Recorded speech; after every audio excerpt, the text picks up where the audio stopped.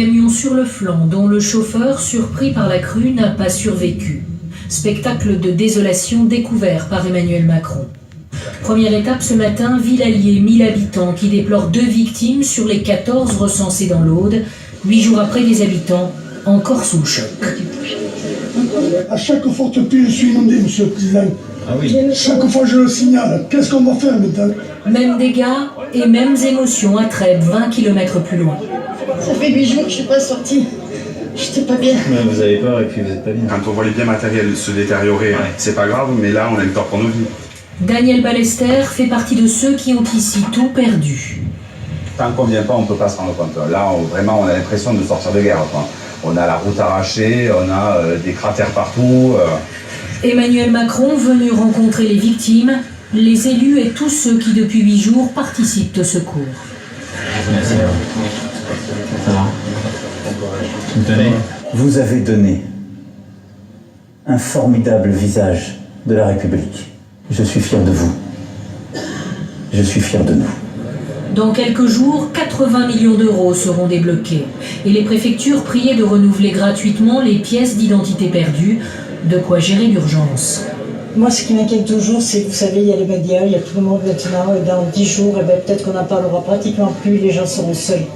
Le soutien de la nation aujourd'hui était bien là, mais dans l'Aude, on espère désormais qu'il durera aussi longtemps que la lente reconstruction qui commence. Selon les premières estimations des assurances, le montant des dégâts s'élève à 200 millions d'euros. Depuis plusieurs jours, de nombreux bénévoles, des policiers, des secouristes venus d'autres communes proposent leur aide aux sinistrés. Reportage à Trèbes et Villegainc, Élise Stern et Christelle Chabot.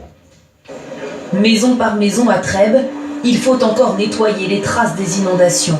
Pour les habitants éprouvés, le soutien des bénévoles est bienvenu.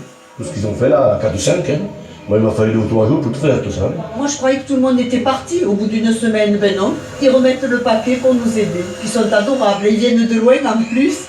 Je leur ferai un petit cadeau. Aujourd'hui encore, 50 volontaires de la protection civile sont à l'œuvre, venus de 17 départements. On vient de la Haute-Marne, donc qui est située dans le Grand Est, et on a fait quand même plus de 10 heures de route. C'était fatigant, mais on s'est mis un bon coup de boost et on est là pour aider aujourd'hui. Villegainc, autre commune durement touchée, peut compter sur des étudiants policiers. Arrivés de Toulouse ce matin, ils prêtent main forte aux sinistrés. Venir en aide à la population, c'est notre corps de métier. Donc on est fiers de venir ici. On était perdus, on ne savait pas quoi faire. Il a de voir tout le bénévolat qu'il y a, même la police qui lui donne un peu de main, ça nous réconforte. Pelles et balais pour armes de service. Ces futurs policiers passent 2 jours ici, une expérience à part pour eux aussi. Ça nous fait mûrir. On est jeunes encore, on ne connaît pas le métier à 100%, et puis là, ça nous apporte que une bonne expérience. On apprend à faire face à n'importe quelle situation, donc que ce soit balayer un terrain ou aider les gens juste en leur parlant, ça peut être que bénéfique pour la suite.